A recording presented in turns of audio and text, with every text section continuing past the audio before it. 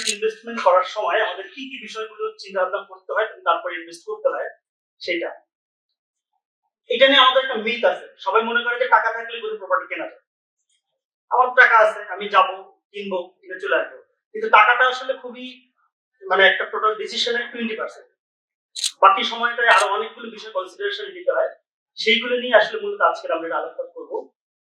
তো আমরা শুরু করার আগে একটা জিনিস বলি, যে কোনো প্রপার্টি ক্রয় কিন্তু ওয়ান কাইন্ড অফ ড্রিম।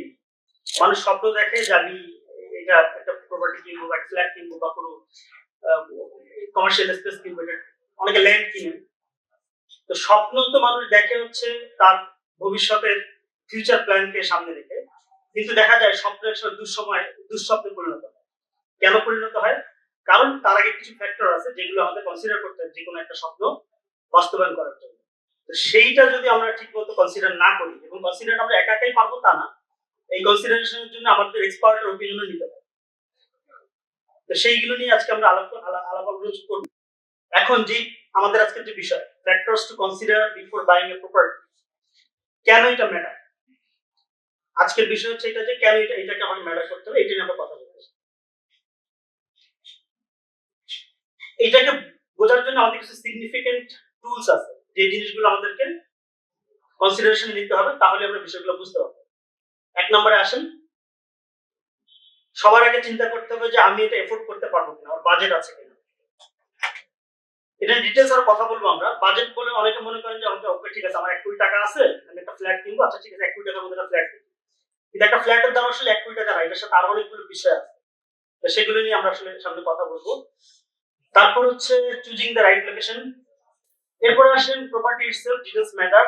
আপনি যে প্রপার্টিটা কিনবেন সেই প্রপার্টিটা আমরা কি কি চিন্তা করবেন প্রপার্টি কেনার সময়? ধরেন একটা ফ্ল্যাটের কথাই ধরি, আমরা মনে করি যে ফ্ল্যাটটা কত স্কয়ার ফিট, কয়টা বেডরুম আছে, তারপরে কোন মুখী। কিন্তু আসলে ফ্ল্যাটে এগুলো ছাড়া আরো অনেকগুলো কনসিডারেশনের বিষয় আছে, সেগুলো নিয়ে আমি ডিটেইলস এর পরে কথা বলবো। সবচেয়ে গুরুত্বপূর্ণ এই 4 নম্বরটা, যেটা নিয়ে আমাদের ঢাকা শহরের ম্যাক্সিমাম মানুষ, আমরা শুধু ঢাকা না সারা বাংলাদেশেই সবচেয়ে বেশি দেওয়ানি মামলা বলে একটা বিষয় আছে। দেওয়ানি মামলার জট বলা হয় যে 3 পুরুষ লাগে একটা দেওয়ানি মামলার জট ছুটতে। তা আপনি যে প্রোডাক্টটা কিনবেন বা যে প্রপার্টিটা কিনবেন, আপনি যদি সেটা লিগ্যাল ডকুমেন্টস ভেরিফিকেশন ঠিকঠাক মতো না করতে পারেন, তাহলে কিন্তু আপনার কপালে ভোগান্তি আছে। শব্দের কথা যেটা বলছিলাম, শব্দ কিন্তু দুঃশব্দে পরিণত হয়।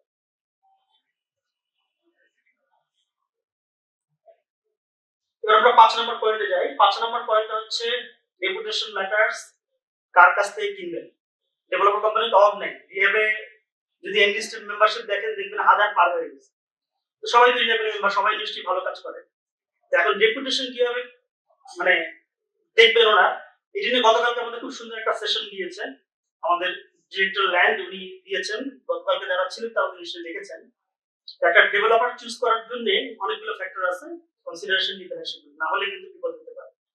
দেখা যায় যে 2 বছর পরে হ্যান্ড ওভার দিবে, আপনি টাকা পয়সা দিয়ে বসে আছেন, 2 বছরের জায়গায় 6 বছর, 7 বছর, 10 বছর গেছে, এরকম রেকর্ড আছে ঢাকায় যে এখন পর্যন্ত তারা তাদের প্রপার্টি খুঁজে পায়নি। এবার আসেন হচ্ছে কনস্ট্রাকশন অ্যাবিলিটিস, এটা টেকনিক্যাল ইস্যু। কনস্ট্রাকশনে আমরা তো বাইরের ফিনিশিং ম্যাটেরিয়ালস, দরজা ঝকঝক করতেছে কিনা, বাইরের কালারফুল সব সুন্দর আছে কিনা, সুন্দর গাছপালা আছে কিনা, এটা দেখে যদি ফ্ল্যাট কেনেন তাহলে কিন্তু হবে না। আমরা স্ট্রাকচার ইঞ্জিনিয়ার্স লিমিটেডে সবসময় স্ট্রাকচারটাকে খুব গুরুত্বপূর্ণ হিসেবে আমরা দেখি। এই স্ট্রাকচারটা খুব গুরুত্বপূর্ণ, এবং এইখানে কনস্ট্রাকশনে কি কি অ্যামিনিটিস ইউজ হচ্ছে, সেগুলোর কোয়ালিটি কেমন, এগুলো একটা কনসিডারেশন নিতে হবে। তারপর আসেন হচ্ছে সেলসম্যানের সাথে যখন একজন ক্লায়েন্টের কথা হয়, সেলসম্যান তো অনেক সুন্দর সুন্দর কথা বলে, কথা না বললে তুমি কি করতে পারবে না। কিন্তু শুধু কথায় তো আর চেয়ার দিবে না, আপনাকে দেখতে হবে যে সেলসম্যান যে কথাগুলো বলেছে তার সাথে যে এগ্রিমেন্টটা হচ্ছে, সেই এগ্রিমেন্টে ওই জিনিসগুলো আসলে ঠিকঠাক যা বলেছে সেটা আছে। তো সেলস এর এগ্রিমেন্টটা বোঝাটা খুব জরুরি, এবং এগ্রিমেন্টে কি কি জিনিস দেখতে হয় সেটা নিয়ে আমরা পরে কথা বলবো। তারপর একটা বিষয় আছে সবচেয়ে শেষে, আপনি তো ফ্ল্যাট পেয়ে গেছেন, ফ্ল্যাটে উঠলেন, কিন্তু ফ্ল্যাটে উঠে গেলে কি মালিকানা নিশ্চিত হয়? নিশ্চিত হয় না। এরপর আরো অনেকগুলো পোস্ট হ্যান্ডওভার ক্রাইসিস থাকে, রেজিস্ট্রেশন করতে হয়, লিগ্যাল ডিড কাজ না করতে পারে। এই জিনিস যে পোস্ট হ্যান্ডওভার সার্ভিস, এই সার্ভিসটা আসলে আপনি এনশিওর করতে হবে ডেভেলপার যার কাছ থেকে আপনি কিনবেন তারা আসলে এটা দেয় কিনা। এবার আমি একটু ডিটেইলসে যাই। যখনই আপনি একটা প্রপার্টি কেনার চিন্তা ভাবনা করছেন তখন তো সবার আগে আপনি আপনার বাজেট চিন্তা ভাবনা করছেন। একটু আগে যেটা বলতেছিলাম যে আপনার কাছে 1 কোটি টাকা আছে, আপনি মনে করতেছেন যে 1 কোটি টাকা আমি একটা ফ্ল্যাট বা একটা ইনভেস্টমেন্ট করব। আমার কথা হলো যে না, 1 কোটি টাকা থাকলে হবে না। আপনার যে বাজেট সে বাজেটটা হইতে হবে 127%। এখন আপনি বলেন যে 127% কেন? 100% হলেই তো হয়ে যাচ্ছে। না, কারণ হচ্ছে আপনি ফ্ল্যাটটা কিনবেন 1 কোটি টাকা দিয়ে কিংবা কোনো একটা স্পেস কিনবেন 1 কোটি টাকা দিয়ে, কিন্তু এর সাথে আরো অনেক কিছু জড়িত আছে। এরপর আপনাকে যখন দেখবেন শেষের দিকে আপনি হ্যান্ড ওভারের, তখন আপনাকে অফিস থেকে বলবে যে ভাই অ্যাসোসিয়েশন ফি দেন। আর অ্যাসোসিয়েশন ফি কি আপনি যদি না জানেন তাহলে বিপদে পড়বেন, তো টাকা লাগবে। তারপর বলবে ইউটিলিটি চার্জ দেন। এরপর বলবে রেজিস্ট্রেশন করেন। রেজিস্ট্রেশনের সাথে আসবে ভ্যাট। ভ্যাটের সাথে আরো অনেক কিছু আসবে। রেজিস্ট্রেশনের বাইরে আরো খরচ আছে, যেমন যদি সরকারি জমি হয় তখন নাম ট্রান্সফার করতে হয়, ট্রান্সফার ফিস যাবে। এই জিনিসগুলো যদি আপনার বাজেটের মধ্যে না থাকে, আপনি তো 1 কোটি টাকা নিয়ে গেছেন, তো বাকি 27 লাখ টাকা কিন্তু 1 কোটির সাথে আরো যোগ করতে হবে। সেই 27 লাখ টাকার কথা কিন্তু আপনাকে প্রথমে কেউ বলবে না। এই হিসাবটা কিন্তু আপনার থাকতে হবে। 1 কোটি 27 লাখ থাকলে আপনি 1 কোটি টাকা ফ্ল্যাট কিনতে পারবেন। এটা হচ্ছে একটা মোটামুটি হিসাব। এখন আমি যখন এটা এফোর্ড করতে পারবো তখনই আমি যেতে পারবো। তার আগে কিন্তু আমি যদি যাই তাহলে বিপদে পড়বো। এখন হ্যাঁ, আরেকটা কথা আছে, আমাদের তো ব্যাংক আছে, লোন কোম্পানিগুলো আছে, তারা তোমাকে লোন দিবে। তাহলে হ্যাঁ, লোন দিবে, তাহলে সেই ক্ষেত্রে আপনাকে তো মিনিমাম একটা জিনিস লাগবে। কি লাগবে? আপনার বাজেট প্ল্যানিং লাগবে, যে আপনার যে টোটাল বাজেট এটার মধ্যে কত টাকা আপনার কাছে এখন আছে, কত টাকা আপনি লোন নিবেন, বাকি টাকাটা কিভাবে আপনি পরিশোধ করবেন, কত বছর আপনি এটা শেষ করবেন। এই বাজেট একটা টোটাল প্ল্যানিং লাগবে। এবার আপনার লোন এলিজিবিলিটি আছেন কিনা। 60 বছর বয়স হয়ে যাওয়ার পরে প্রপার্টি যদি কিনতে যান, আপনাকে লোন দিবে না লোন কোম্পানি। তাহলে আপনাকে লোন এলিজিবল কিনা আপনি সেটা, এবং আরো বিষয় আছে, আপনি এর আগে আপনি কখনো ঋণ চাইতে হয়েছেন কিনা, এগুলো আপনাকে কিন্তু কনসিডার। আপনার যে ইনকাম এখন, সেই ইনকামের মধ্যে কতটা আপনার এক্সপেন্ডিচার, এবং এক্সপেন্ডিচারের পরে আপনার হাতে কি পরিমাণ টাকা থাকে উদ্বৃত্ত, সেই টাকা দিয়ে আপনি লোনের যে কিস্তি সেটা শোধ করতে পারবেন কিনা, এই বিষয়গুলো কিন্তু কনসিডারেশন নিবে যখন একটা লোন কোম্পানি, কোন একটা ব্যাংক যখন আপনাকে লোন দিবে। এবার আসলে হচ্ছে down payment readiness. Down payment রেডিনেসটা কি? একটা ফ্ল্যাট যখন আপনি বুকিং দিবেন তখন কিন্তু দেখবেন যে কোম্পানি থেকে আপনাকে বলবে যে ভাই 25% টাকা দিতে হবে এখন টোটাল ফ্ল্যাট ভ্যালু। 5% বুকিং মানে 20% ডাউন পেমেন্ট। এখন ওই যেটা বলছিলাম, ধরেন 1 কোটি টাকা যদি আমার বাজেট হয়, আমার হাতে যদি 25 লাখ টাকা ক্যাশ করার মতো এই মুহূর্তে না থাকে, তাহলে কিন্তু আমি ফ্ল্যাট বুকিং দিতে পারবো না। প্রথমে আমাকে 25 লাখ টাকা ইনশিওর করতে হবে যে আমি যে কোনো সময় কল করলে 1 সপ্তাহ পর্যন্ত হাতে পাবো, এবং তখন আমি এটা দিয়ে ফ্ল্যাটটা বুকিং দিতে পারবো। এবার একটা জিনিস রাখি, ইমার্জেন্সি রিজার্ভ। আমাদের অভিজ্ঞতা বলে আমাদের এখানে অনেক মানুষ ফ্ল্যাট নিয়েছেন 3 বছরের কিস্তির মধ্যে, হয়তো 2 বছরের কিস্তি দিয়ে ফেলছেন, তৃতীয় বছরের জন্য সমস্যা হয়েছে। একটা অসুখ হতে পারে, যে কোনো সময় যে কেউ বড় ধরনের অসুস্থতা আমরা পড়তে পারি, কিংবা ধরেন যে উনি যে ব্যবসা করতেন সেই ব্যবসা যে কোনো সময় লস হতে পারে, কিংবা ধরেন যে উনি আসলে যেখানে ফ্ল্যাটের ইনভেস্টমেন্টটা করার চিন্তা ভাবনা করছিলেন, যে ইস্যুটা হয়তো ওনার ছেলে বা মেয়েকে চিন্তা করে উনি ফ্ল্যাটটা বুকিং দিয়েছিলেন।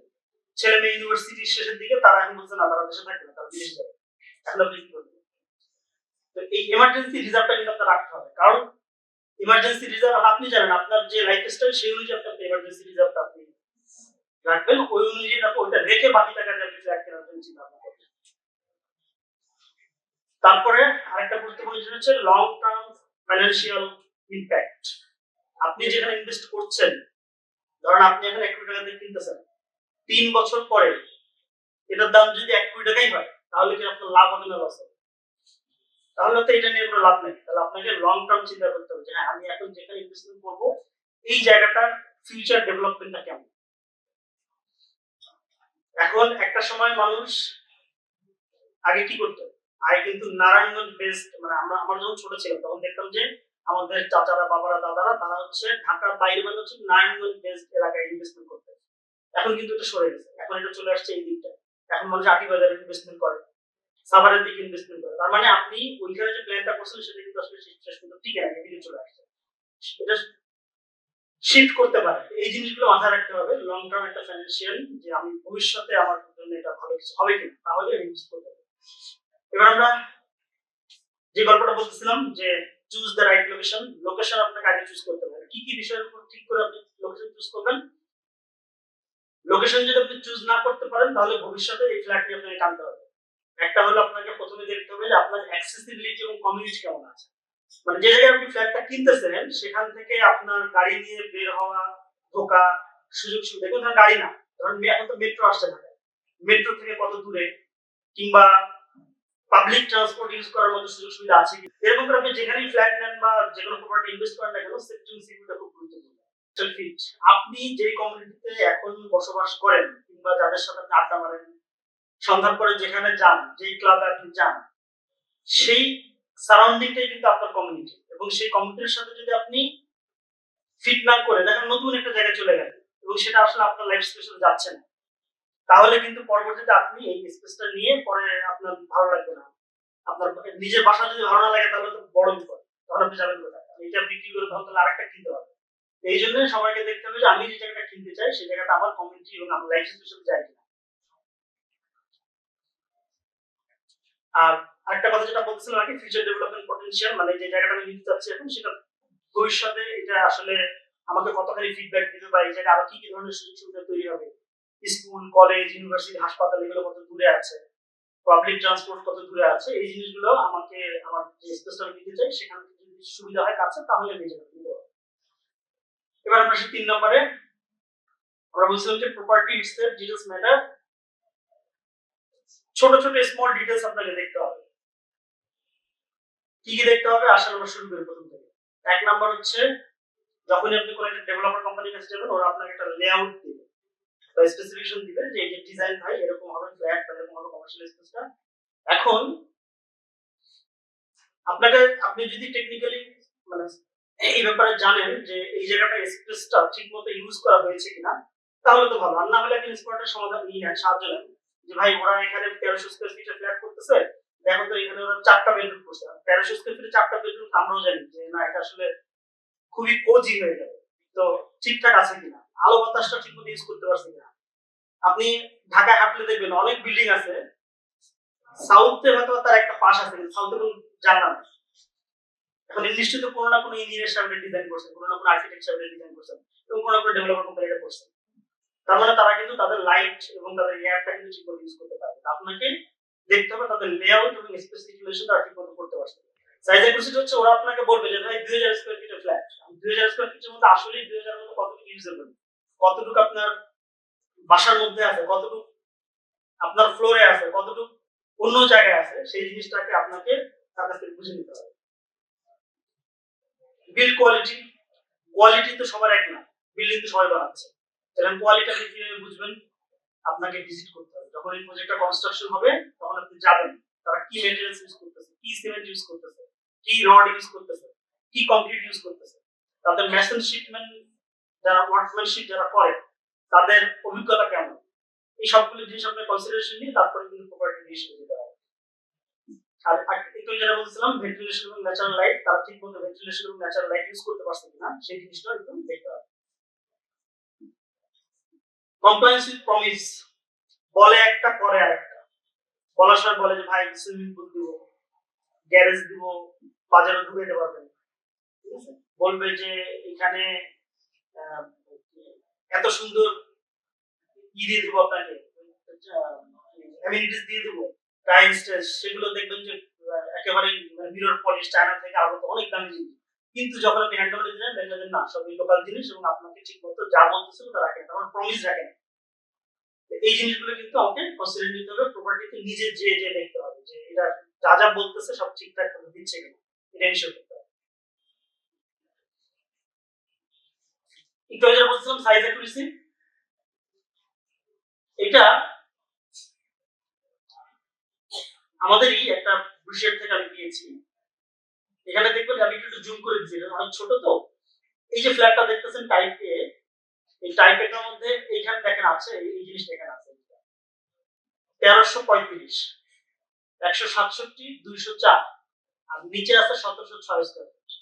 এখন ডেভেলপার কোম্পানি যদি আপনাকে বলে ভাই 1706 স্কয়ার ফ্ল্যাট, আপনি তো নিজে 1706 স্কয়ার দাম দিবেনই এবং সেই সাথে লোকজনকে যে গল্প করবেন যে ভাই 1706 স্কয়ার ফিটের ফ্ল্যাট কিনতে কি আসছে, কয় বেডরুম, 3 বেডরুমের ফ্ল্যাট, নিশ্চয়ই অনেক বড় হবে। হ্যাঁ, তারপরে মনে করেন কার্পেটের দোকানে যে কার্পেট হয়তো অর্ডার দিয়ে ফেলবেন 1706 স্কয়ার ফিট, 1800 স্কয়ার ফিটের কার্পেট অর্ডার দিয়ে দিবেন ভাই বাসায় লাগবে। বাসায় আসার পরে যখন রেডি হয়ে গেল দেখলেন যে না ভিতরে আছে 1335। এখন যেই ডেভেলপার আপনাকে এই জিনিসগুলো খোলাসা করে বলবে যে ভাই আমার এটা কার্পেট এরিয়া কিন্তু ভিতরে আছে 1335 যেটা ইউজেবল, আর 167 এটা কি? 167 হচ্ছে এই যে দেখেন এটা টাইপ এ। এই ফ্লোরটাতে কিন্তু আরো 4টা ফ্ল্যাট আছে, এখানে এটা বোঝা যাচ্ছে কিনা, এ বি সি ডি। এই 4টা ফ্ল্যাটের লোকই কিন্তু বের হয়ে একটা লিফট এবং স্টেয়ার লবিতে দাঁড়ায়।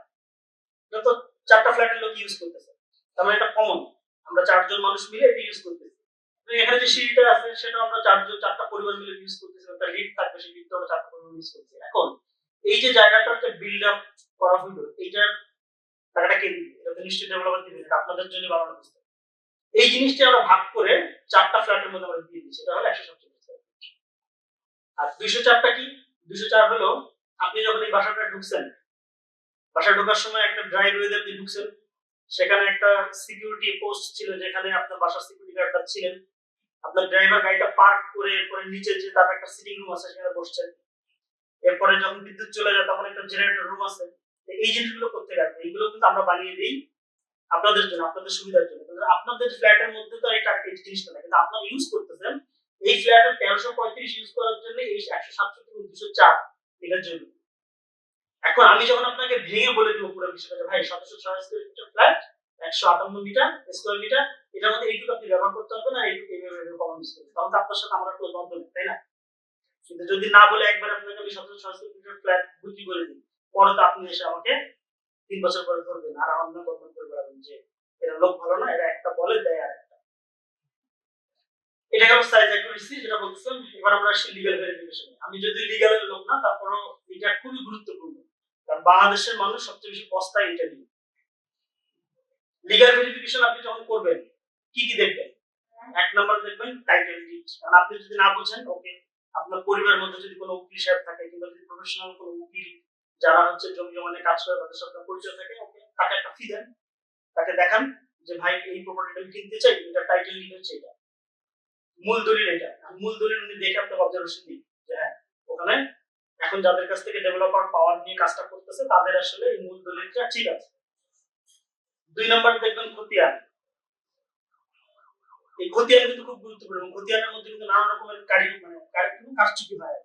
তো খতিয়ান কিভাবে দেখবেন? খতিয়ান দেখার জন্য আমাদের অফিস আছে। আপনার উকিল সাহেবকে বললে উনি আপনার খতিয়ান নাম্বার মিলায় আপনাকে দেখাই দিবে যে খতিয়ান ঠিক আছে। তারপরে আসলে হচ্ছে নামজারি। নামজারি হবে কিনা? আপনি একটা ফ্ল্যাট কিনলেন, রেজিস্ট্রেশন হলো, পরে দেখলেন নামজারি হচ্ছে না। নামজারি না হওয়ার পিছনে অনেকগুলো কারণ আছে, সেটা আপনার লিগ্যাল ম্যাটার, সেটা আপনার উকিল সাহেবকে বললে উনি আপনাকে বুঝাই দিবেন। এই যে জমিটার উপরে আমরা প্রপার্টিটা করতেছি সেটা ফ্ল্যাট নিতে পারে, কমার্শিয়াল স্পেস নিতে পারে, এইটা আপডেটেড ল্যান্ড ট্যাক্স দেয়া আছে কিনা? আপনারা জানেন যে বাংলা অর্থ বছরে ল্যান্ড ট্যাক্স দেওয়া হয়, এবং এই কারণে আমরা মাঝে মাঝে ভুলে যাই। ল্যান্ড ট্যাক্স আসলে জানুয়ারি টু ডিসেম্বর হয় না, হয় এপ্রিল টু পরের মার্চ এপ্রিল পর্যন্ত। এই জিনিসটা আপডেট করা আছে কিনা এটা আপনাকে কিন্তু চেক করতে হবে। ল্যান্ড ট্যাক্স যদি আপডেট না থাকে আপনি কিন্তু রেজিস্ট্রেশন করতে পারবেন। তারপরে আরেকটা গুরুত্বপূর্ণ জিনিস, ঢাকার মধ্যে যদি হয় তাহলে রাজুক, ঢাকার বাইরে হলে বিভিন্ন অথরিটি আছে, তাদের অ্যাপ্রুভাল আছে কিনা, এবং তারা যে অ্যাপ্রুভালটা দিছে এটা কিন্তু একটা ম্যাপ থাকে, একটা কাগজ থাকে, এটা আপনাকে দেখতে হবে যে এই যে লেআউটটা, এই লেআউট অনুযায়ী এদের বুশের সাথে লেআউট মিলছে কিনা। এরা আমাকে যে ফ্ল্যাটটা বলতেছে কিন্তু অ্যাপ্রুভাল আছে আরো কম, তাহলে তো আমি এটা নিতে পারবো না। কারণ কি হবে, আপনি হ্যান্ডওভার নিয়ে 15 বছর পর দেখবেন যে রাজু বুলডোজার নিয়ে আসছে ভাঙার জন্য, তখন কিন্তু আপনি আর ডেভেলপার কোম্পানি খুঁজে পাবেন। তারপর আসেন সেলস এগ্রিমেন্ট। আপনার সবকিছু আপনি মনে করেন এই পুরো 5টা পয়েন্ট আপনি হ্যাপি। এবার আপনি সেলসম্যানকে বলেন যে ভাই তোমাকে আমি 25% বুকিং ডাউন পেমেন্ট দিব, আমার সাথে একটা চুক্তিতে আসবে। এই সেলস এগ্রিমেন্টটা আপনি করবেন, এটা কিন্তু আপনার লিগ্যাল রাইটস। চেষ্টা করবেন এটাকে রেজিস্টার করার জন্য, যদিও 99% ক্ষেত্রে বাংলাদেশে কোনো ডেভেলপারই প্র্যাকটিস করে না, এবং কোনো যিনি কেনেন তিনি এটা প্র্যাকটিস করেন না, কারণ রেজিস্ট্রি করতে গেলে আলাদা আলাদা একটা খরচ হয়। কিন্তু আপনি যদি এটা রেজিস্ট্রি করেন তাহলে এটা আপনি মনে করেন ওয়ান কাইন্ড অফ ইন্স্যুরেন্স, ভবিষ্যতে আপনি বড় ধোঁকা থেকে বেঁচে যাবেন। আর যদি নাই করেন, ওকে, সমস্যা নাই, যদি ওই ডেভেলপারের রেপুটেশন ভালো থাকে, এদের আগের সমস্ত কাজবাজ সব ঠিকঠাক থাকে, তাহলে আপনি তাদের সাথে সেলস এগ্রিমেন্টে যেতে পারেন। সেলস এগ্রিমেন্টে আপনি কি কি দেখবেন? একটা সেলস এগ্রিমেন্ট মানে কিন্তু শুধুমাত্র 300 টাকার নন জুডিশিয়াল স্টাফ না, এটার মধ্যে থাকতে হবে একটু স্পেসিফিক যে আপনার এই ফ্ল্যাটের আয়তন কত, এই ফ্ল্যাটের সাথে পার্কিং আছে কিনা, আপনার এই ফ্ল্যাট যেই জমির মালিকের কাছ থেকে আসছে সেই জমির একটা ইতিহাস থাকবে। তারপরে হচ্ছে এই ফ্ল্যাটের যে বিক্রয় মূল্য, যেটা আমার সাথে কথা হয়েছিল মুখে, সেইটা ওখানে উল্লেখ করা আছে কিনা, টোটাল ফ্ল্যাটের যে আয়তন সেই অনুযায়ী এই মূল্যটা ওখানে লেখা আছে কিনা, এইটার সাথে ইউটিলিটি অ্যাসোসিয়েশন রেজিস্ট্রেশনের কথাবার্তা বলা আছে কিনা, এরপর আমার যে টোটাল মূল্যটা আসছে সেই মূল্যটা আমি কিভাবে দিব সেই জিনিসটা ক্লিয়ার আছে কিনা। এর বাইরে আরো কিছু জিনিস আছে, যেমন কোনো কারণে মনে করেন যে আপনি 1 বছর পরে আর চুক্তি মতো কিস্তি দিতে পারলেন না, বা আপনার কোনো একটা অসুখ হইলো, বা আপনি কোনো কারণে মনে করছেন এই প্রপার্টি নেবেন না, আপনি মনে করলেন যে আপনি ফ্ল্যাটটা ছেড়ে দিবেন, রাখবেন না, সেই ক্ষেত্রে এই চুক্তিনামায় কিন্তু উল্লেখ করা থাকে যে সেই ক্ষেত্রে আপনি কি পেনাল্টি দিবেন বা কি পেনাল্টি পাবেন। একই ক্ষেত্রে ভাইস ভার্সা হতে পারে, মনে করেন ডেভেলপারই 2 বছর পরে বললো যে না ভাই এই ল্যান্ড আমি আর ডেভেলপ করতে পারতেছি না, আমার 3 বছরের মধ্যে দেওয়ার কথা ছিল, আমার এটা 7 বছর লাগবে। আর 7 বছর আপনি যদি ওয়েট না করতে চান, ডেভেলপারের কাছ থেকে আপনি চাইলে আপনার যে টাকা আছে সেটা ফেরত নিতে পারেন। আর সেই ফেরত নেওয়ার ক্ষেত্রে কি বলা আছে এগুলো চুক্তিপত্রে থাকতে হবে, যে তারা কি 10% টাকা কেটে রাখবে, নাকি কোনো টাকা কেটে রাখবে না, নাকি উল্টা লাভ দিবে। আর আপনি তো 2 বছর ধরে মনে করেন 3 কোটি টাকা দিচ্ছেন, 2 বছর ধরে 3 কোটি টাকা যদি আপনার ব্যাংকে থাকতো, কোনো একটা ব্যবসা যদি খাটাইতেন, আপনি তো নিশ্চয়ই 3 কোটি টাকা থাকতো না, এটা একটু বাড়তো, সেই লাভটা তারা দিবে কিনা, এই বিষয়গুলো পুরোটাই কিন্তু এই সেলস এগ্রিমেন্টে বলা থাকে। তো এটার ব্যাপারেও আপনি চাইলে একজন এক্সপার্টের অপিনিয়ন নিতে পারেন, একটা সেলস এগ্রিমেন্ট নেওয়ার পর আপনি দিতে দেখেন যে ড্রাফটটা পাইছি, এটা দেখো ঠিক আছে।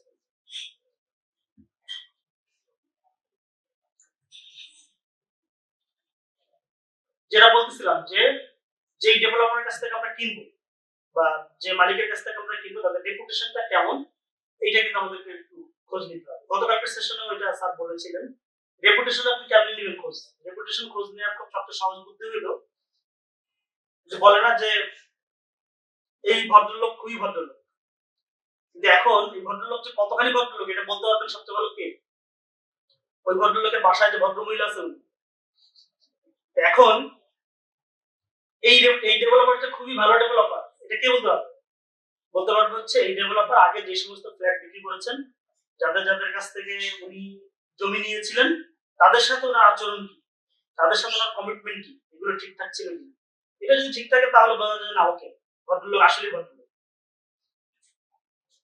এটার জন্য আমরা কি করব, এক নম্বরে দেখব হচ্ছে ট্র্যাক রেকর্ড অফ এক্সপেরিয়েন্স, ওই ডেভেলপার কোম্পানির ট্র্যাক রেকর্ড, মানে তারা কতগুলো প্রজেক্ট এখন পর্যন্ত হ্যান্ডওভার করছে, কতগুলো বিল্ডিং তাদের এখন কনস্ট্রাকশনের মধ্যে আছে, তাদের বাজারে গুডউইল কেমন, এই জিনিসগুলো আমরা এখান থেকে দেখতে পাবো।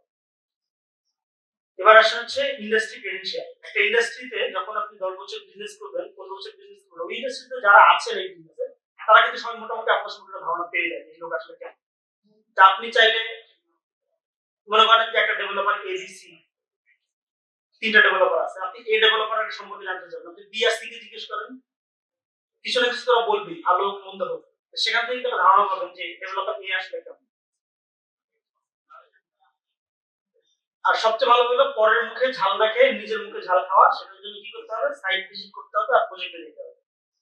আপনি যে প্রজেক্টটা কিনতে চান সেটা যদি শুরু না হয়ে থাকে, ওনাদের যেখানে প্রজেক্ট কাজ চলছে সেই প্রজেক্টে চলে যান, যে ওনাদের সাইট দেখেন, ওনাদের সাইট ব্যবস্থাপনা কেমন, ওনারা কি ম্যাটেরিয়ালস ওনারা ইউজ করতেছেন, ওনাদের প্রজেক্টের রিভিউ ওখানে গেলে পেয়ে যাবেন। তারপরে যেটা বলছিলাম ট্রান্সপারেন্সি ডিলিংস, সেলসম্যান যে কথা আপনাকে বলেছিলেন বা ওনাদের ম্যানেজমেন্ট আপনার সাথে যে সমস্ত ওয়াদা দিয়েছিলেন ঠিকঠাক মতো সেইগুলো তারা আসলে পালন করে কিনা, সেটা তাদের ডিলিংসে বুঝবেন।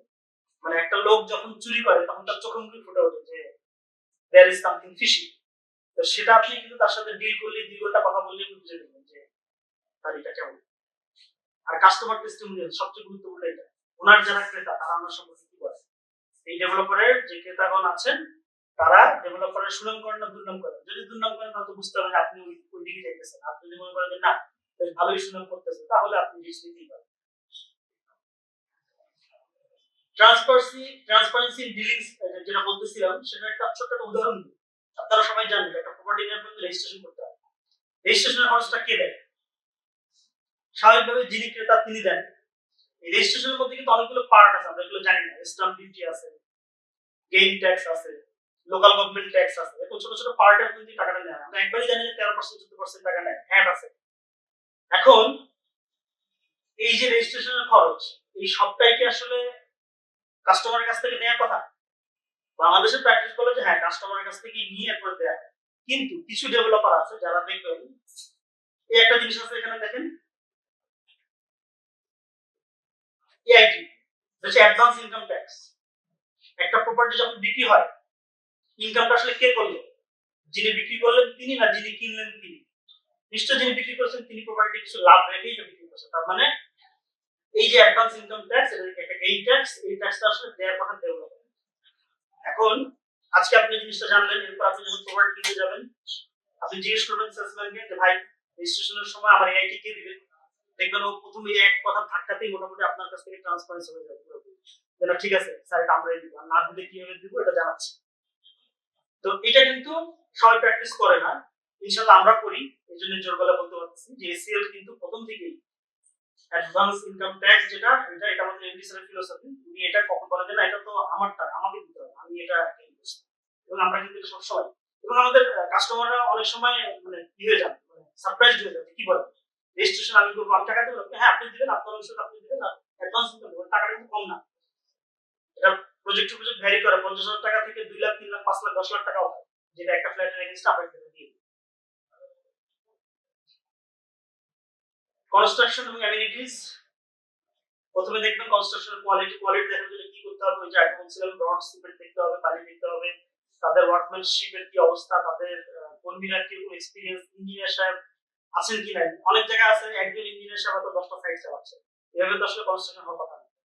আপনার নির্দিষ্ট প্রজেক্টের নির্দিষ্ট জায়গায় ওই নির্দিষ্ট ইঞ্জিনিয়ার আছেন কিনা, যে কন্ট্রাক্টরকে দিয়ে কাজ করাচ্ছেন সেই কন্ট্রাক্টরের কাজের মান চেক করার জন্য ওখানে লোক আছে কিনা, এই জিনিসগুলো আপনাকে এগুলো দেখতে হবে।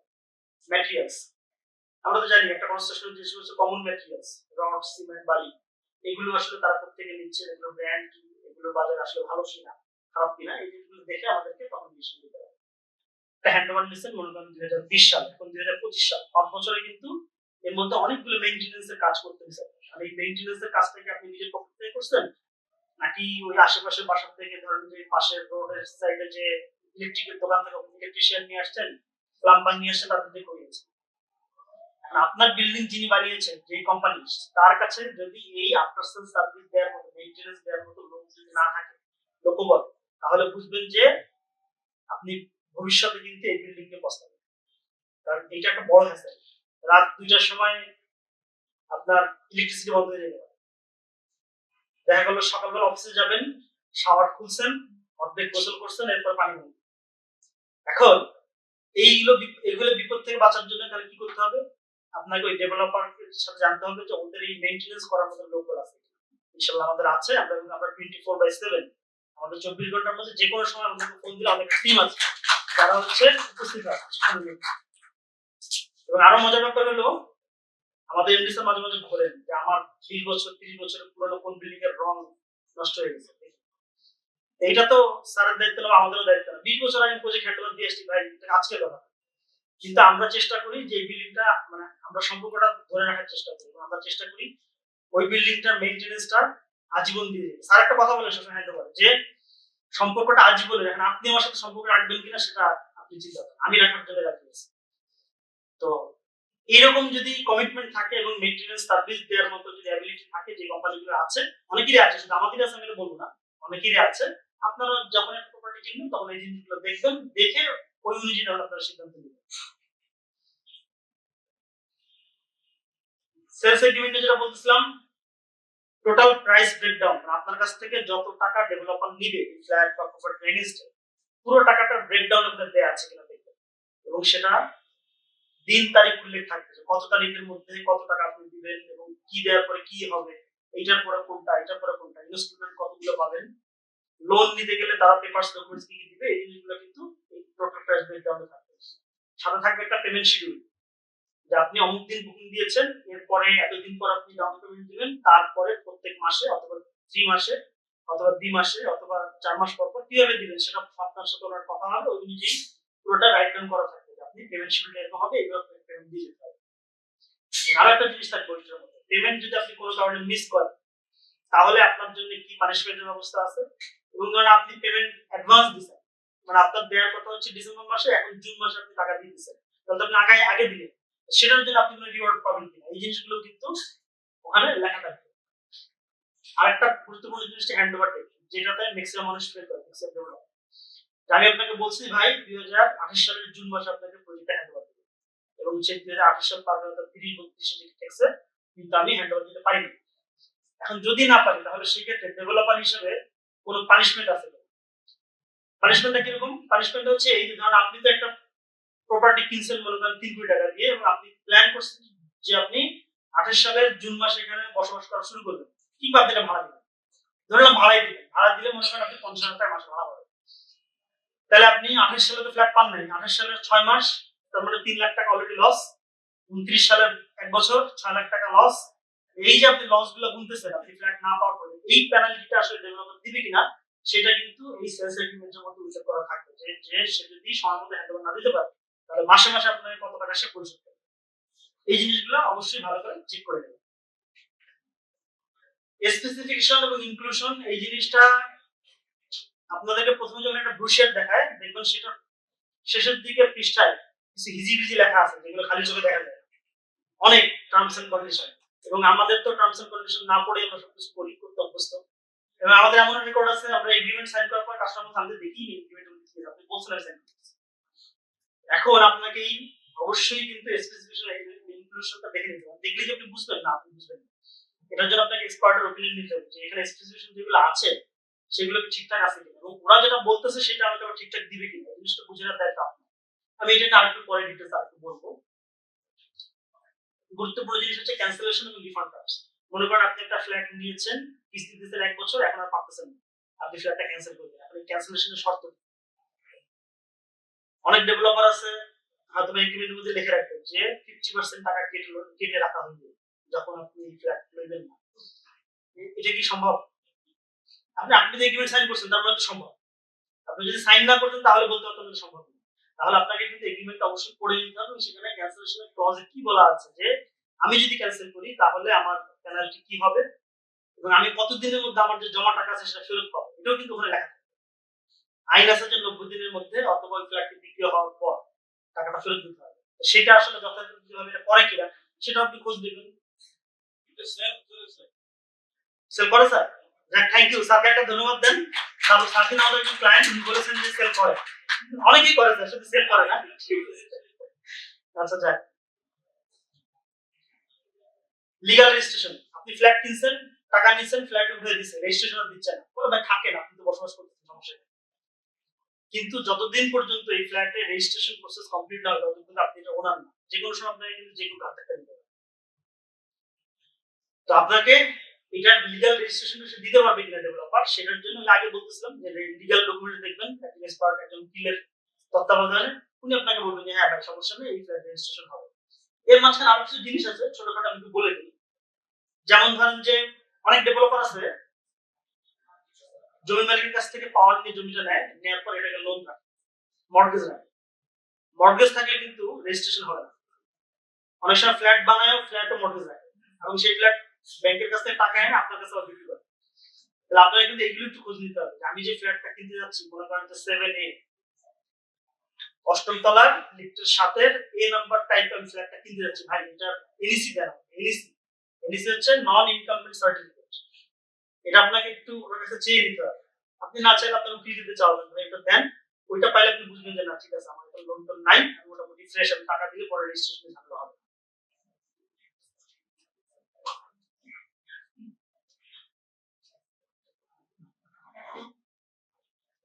স্পেসিফিকেশন নিয়ে বলতেছিলাম যে আসেন, এই যে বলছিলাম যে হিজিবিজি লেখা, একদম দেখবেন যে এরকম স্পেসিফিকেশন হিজিবিজি কিছুই বোঝা যায় না, এরকম করে লেখা থাকে খুবই ছোট করে, অনেক কিছু আছে এখানে লেখা।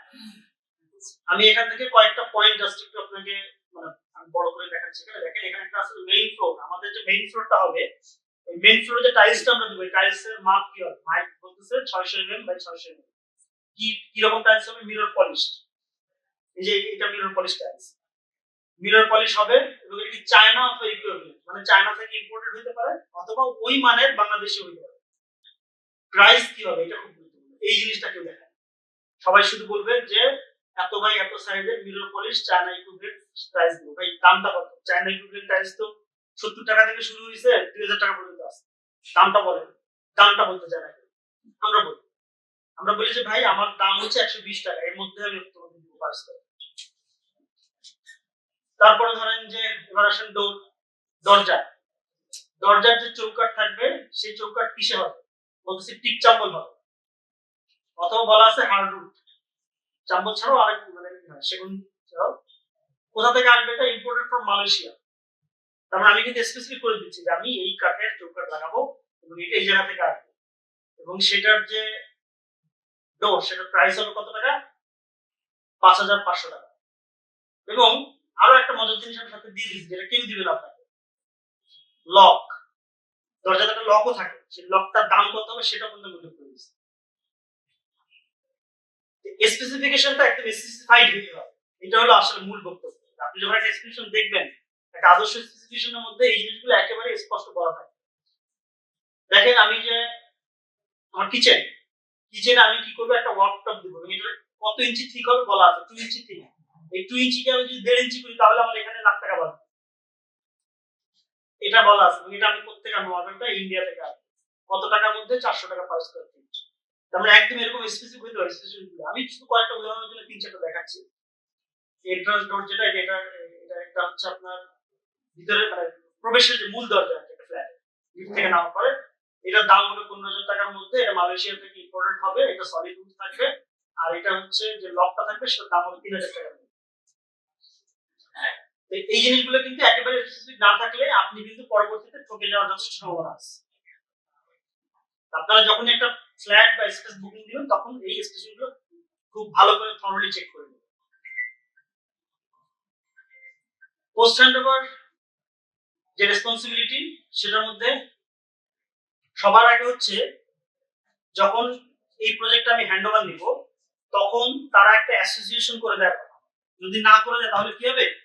এক সপ্তাহ পরে দেখবেন যে ওই ফ্ল্যাটের মধ্যে আমরা সব ফ্ল্যাট ওনার্স অ্যাসোসিয়েশন মানে লোকজন মিলে মারামারি করতেছি। কারণ একজন সভাপতি হতে চায়, তখন পাশের থেকে আরেকজন বলছে আমিও তো সভাপতি, তোমার আমি সভাপতি। আরেকজন বললো আমি সাধারণ সম্পাদক হতে চাই, আরেকজন ক্যাশিয়ার হতে চায়। এই জিনিসগুলো আমরা যেটা করি, অনেক ডেভেলপারই করে, আমরা একটা অ্যাসোসিয়েশন আগে একটা অ্যাডহক বেসিসে আমরা একটা করে দিয়ে আসি, যেটা আপনারা আপাতত এই অ্যাসোসিয়েশনটা চালান, ভবিষ্যতে আপনারা আপনাদের মতো করে নির্বাচন করে আপনারা আপনাদের মতো করে অ্যাসোসিয়েশন বানাই নিন।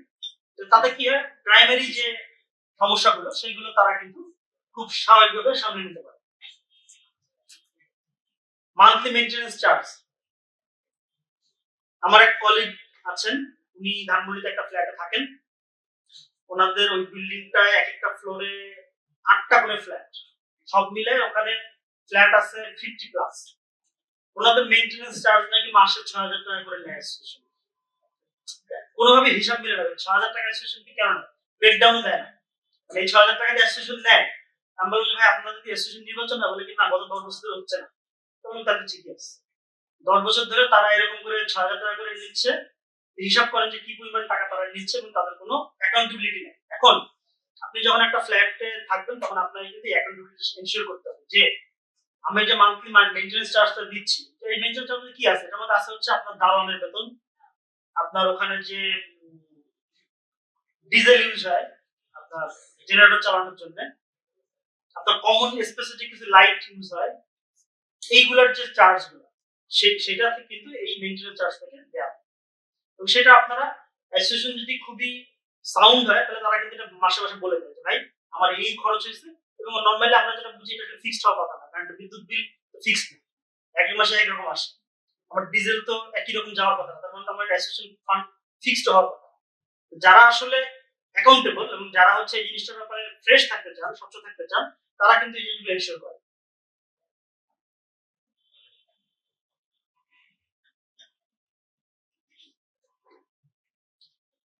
Utility connection. আমি আমি ভাড়া বাসায় থাকি। আমি এই বাসাটা থাকার আগে একবার বাসা খুঁজতে গেলাম। তো সেখানে যাওয়ার পরে একটা বাসা বাইরে থেকে মোটামুটি ভালোই লাগতেছে দেখে। তো বললাম যে ভাই কয়তলায় বাসা বানাবো? বললো যে 4 তলা। তো বললাম লিফট নাই? বললো যে লিফট নাই, লিফটের কোর আছে। আচ্ছা ওকে। সিঁড়ি দিয়ে উঠলাম, সিঁড়ির রেলিং নাই, বাঁশ দিয়ে বেঁধে আছে। মেইন যে গেট ওটা টিন দিয়ে বাঁধা। আমি বললাম যে তাহলে কনস্ট্রাকশন কমপ্লিট করছেন না কেন? বলে ভাই দুঃখের কথা বললেন না, একটা ডেভেলপার কোম্পানিকে দিছিলাম, তারা এইটুক করে পালাই গেছে, খুঁজে পাচ্ছি না। আমি বললাম তাহলে বাকিটা এখন কে করবে? বলে জানি না, আল্লাহ করবে। বুঝছেন? তো এখন ইউটিলিটি কানেকশন গুলো কিন্তু খুব গুরুত্বপূর্ণ। আপনার এই বাসায় বসবাস করার জন্য ইউটিলিটি কানেকশন গুলো, বিদ্যুতের সংযোগ, এখন তো গ্যাস নাই, গ্যাসের সংযোগ, এই জিনিসগুলো ঠিকঠাক মতো দেওয়া আছে। তারপর হচ্ছে এর পরের পয়েন্ট আমরা আসি, এটা হলো আফটার সেল সার্ভিস। এটা তো আমরা একটু কথা বললাম যে আসলে একটা প্রোডাক্ট হ্যান্ড ওভারের পরে মেইনটেনেন্স যে জিনিসগুলো সেই জিনিসগুলো ঠিকঠাক মতো করে কিনা, আফটার সেল সার্ভিস দেয় কিনা সেটা দেখা। আর ডকুমেন্টেশন লিগ্যাল কমপ্লায়েন্স এটা আমরা কথা বলে ফেলেছি অলরেডি, যে একটা এই যে কোনো প্রজেক্ট আপনি নিতে যাবেন সেটা ডকুমেন্টেশন ঠিকঠাক আছে কিনা সেটা একজন এক্সপার্টদের দেখিয়ে দিবেন, তাহলে আপনার সমস্যা হবে। ফাইনাল আমরা সামারাইজ করে ফেলি, অনেকক্ষণ ধরে আমি গল্প করলাম। একটা জিনিস মনে রাখবেন যে আপনি যত জানবেন তত আপনি সুরক্ষিত থাকবেন। আমরা একটা ছোট বিষয় বলি, ধরেন আমার বাচ্চা, ওর বয়স যখন 1 বছর ছিল, হামাগুড়ি দেয়, কারেন্ট চলে গেলে মোমবাতি যদি সামনে দেওয়া হয় ওর জায়গায় একটু হাত দেয়। কেন দেয়? কারণ ও আসলে জানে না যে এটা থেকে ওর ক্ষতি হতে পারে। তার মানে ও কিন্তু প্রোটেক্টেড না, ওয়েল প্রোটেক্ট না, কারণ হচ্ছে ওর কাছে ইনফরমেশন নেই। একজন বায়ার যত বেশি ইনফর্মড হবে তত বেশি উনি প্রোটেক্টেড থাকবেন, ওনার এই জায়গায় কোনো ক্ষতি হবে না, মানে উনি কিনতে যে ঠকবেন না। আর সবচেয়ে বড় কথা বারবার যেটা বলতেছি, যে আপনি যদি না জানেন, না জানেন কোনো সমস্যা নেই, আপনাকে প্রফেশনাল কাছ থেকে অ্যাডভাইস নিতে হবে, তার কাছ থেকে নিতে কোনো হেজিটেট করার দরকার নেই। সবার আগে আসি 1 নাম্বার, রিয়েলিস্টিক বাজেট সেট করতে হবে। আপনার কাছে 1 কোটি টাকা আছে, আপনি 1 কোটি টাকা ফ্ল্যাট কেনার জন্য লোড দিবেন, আপনার কাছে অবশ্যই এর 1.5 গুণ টাকা অন্তত থাকতে হবে। 127% আমি বলতেছি, কিন্তু অবশ্যই 1.5 গুণ টাকা থাকতে হবে, তাহলে আপনি ওইটার জন্য যাবেন। রাইট লোকেশন চুজ করার আগে এলোমেলো ঘুরবেন না। আপনি মনে করতেছেন যে মহৎপুরে ফ্ল্যাট কিনবেন, যা ধানমন্ডি ফ্ল্যাট খুঁজতেছেন হবে। আপনাকে আগে ঠিক করতে হবে আপনি কোথায় ফ্ল্যাট চান কিংবা কোথায় আপনি স্পেস কিনতে চান। আপনি নিউ মার্কেটে দোকান কিনতে চান, আপনি নিউ মার্কেট না কিনে সাভার নিউ মার্কেটে কিনবেন, বলে না? এটা তো দুই জিনিস। আপনাকে লোকেশনটা খুব ভালোভাবে চুজ করতে হবে। লিগ্যাল ডকুমেন্টস খুব থরলি এবং টেকনিক্যাল যাদের সাউন্ড নলেজ আছে তাদেরকে দিয়ে লিগ্যাল ডকুমেন্টস অবশ্যই চেক আপ করায় দিবেন। ডেভেলপারের রেপুটেশন সম্পর্কে রিসার্চ করবেন, একদম রিসার্চ। কারণ ডেভেলপারের কাছে যায় যদি বলেন যে ভাই আপনি কেমন, সেটা আপনার খুব বলবে আমি ভালো, নিজের বদনাম তাকে করে না। আপনাকে কিছু টুলস আছে বললাম, তার কাস্টমার কাছে জিজ্ঞেস করেন, সে আগে যে সমস্ত প্রজেক্ট হ্যান্ড ওভার দিছে, যে সেই সমস্ত ল্যান্ডলর্ডকে জিজ্ঞেস করেন যে ভাই তুমি ডেভেলপার হিসেবে কেমন ছিলেন। কাস্টমারকে জিজ্ঞেস করেন তুমি আপনাকে যে সমস্ত ওয়াদা দিয়েছিলেন সেগুলো ঠিকঠাক মতো পূরণ করেছে, তাহলে আপনি জানতে পারবেন যে ওনার রেপুটেশন আসলে কেমন, সময় মতো হ্যান্ড ওভার দেয় কিনা। প্রোডাক্ট কোয়ালিটি নিজে যে চেক করবেন। আপনাকে এখন তো অনলাইন বিজনেসের মার্কেট, মানে অনলাইন বিজনেসের সময় সবকিছু আমরা মানে ইচ্ছে কিনে ফেলি, কিন্তু ফ্ল্যাট তো আর ওভাবে কেনা যায় না, বা স্পেস ওভাবে কেনা যায় না, বা কেনা উচিত না। আপনাকে যাইতে হবে, ওই প্রজেক্টটা দেখতে হবে, লোকেশন দেখতে হবে, ওই প্রজেক্টের ম্যাটেরিয়ালস কি ইউজ হইতেছে, কারা কাজ করতেছে, এগুলো সবকিছু দেখে চেক করে তারপর আপনি হিসেবে যাবেন। সবার পরে ফাইনালি যেটা হচ্ছে আপনাকে সেলস এগ্রিমেন্টটা বুঝতে হবে, যে এগ্রিমেন্ট আপনি করতেছেন এটা যদি আপনার পক্ষে না যায়, উইন উইন সিচুয়েশন হতে হবে। ডেভেলপারের পক্ষে কিছু জিনিস থাকবে, আপনার পক্ষে কিছু জিনিস থাকতে হবে। উইন উইন সিচুয়েশন হইলে আপনি এটার মধ্যে যেতে পারবেন, আর নাহলে কিন্তু যাওয়াটা ঠিক হবে না। তারপর হচ্ছে প্ল্যান ফর পোস্ট হ্যান্ডওভার। আপনি এই ফ্ল্যাটটা দিয়ে কি করবেন, থাকবেন না ভাড়া দেবেন, এই ফ্ল্যাটে আপনি নাকি বেঁচে দিলেন, এই জিনিসগুলো আপনাকে প্ল্যান করতে হবে। আপনার ফিউচার প্ল্যানটা করে এরপর আপনি ওখানে যেতে হবে। পোস্ট হ্যান্ডওভারে আপনার লাইফটা কিন্তু এটার উপর ডিপেন্ড করতেছে। আপনি যে ইনভেস্টমেন্টটা করতেছেন সেটা যদি ব্যাড ইনভেস্টমেন্ট হয় তাহলে আপনার স্বপ্ন ড্রিম কিন্তু শেষ। আসলে স্যার যখন আমরা বিল্ডিং বানাই, বিল্ডিং এর মেইন জিনিসটা হচ্ছে তার ম্যাটেরিয়াল। হ্যাঁ, এখন কোনো কারণে কোনো দুর্ঘটনা বা দুর্যোগ বা সবাই যেমন মিয়ানমারে বড় ভূমিকম্প হয়েছে, তখন ধরেন আপনারা সবকিছু তৈরি করে ফেলে 10 তলা স্ট্রাকচার কমপ্লিট, এখন শুধু ফাইনাল কাজ মার্কে টাইলস দেওয়া, ডোর লাগানো, তখন এর একটা দুর্যোগ হয়ে ভূমিকম্পে পুরো বিল্ডিংটাই মানে না হোক বা অনেক ক্ষতি হলো, তখন এটার বিষয়টা কি হয় বা কি হয়? এটা তো আপনি যেটা বলছেন ন্যাচারাল ডিজাস্টার। ন্যাচারাল ডিজাস্টার কারো হাতে নেই। আমরা 4-5 বছর আগে করোনার মুখে পড়লাম না, কারো হাতে ছিল, কিছু করার ছিল না। তো স্বাভাবিকভাবে ন্যাচারাল ডিজাস্টার যখন হবে তখন এটা আমাদের সাথে মিউচুয়ালি বসে আন্ডারস্ট্যান্ডিং আসতে হবে। এখানে ডেভেলপার হিসেবে আমিও তো ক্ষতিগ্রস্ত হয়েছি, আমি তো ম্যাটেরিয়ালস দিছিলাম, বানাইছিলাম, তা আমার ফল্ট একটা আগুন লাগতে পারে, বন্যা হতে পারে কিংবা ভূমিকম্প হতে পারে, তখন এটা আমরা 3টা পক্ষ আছে কিন্তু এখানে, ডেভেলপার আছেন, মালিক পক্ষ যারা জমির মালিক উনি আছেন, এবং এখানে যিনি বায়ার তিনি আছেন, আমাদের 3 জনের তখন মিউচুয়ালি আন্ডারস্ট্যান্ডিং আসতে হবে।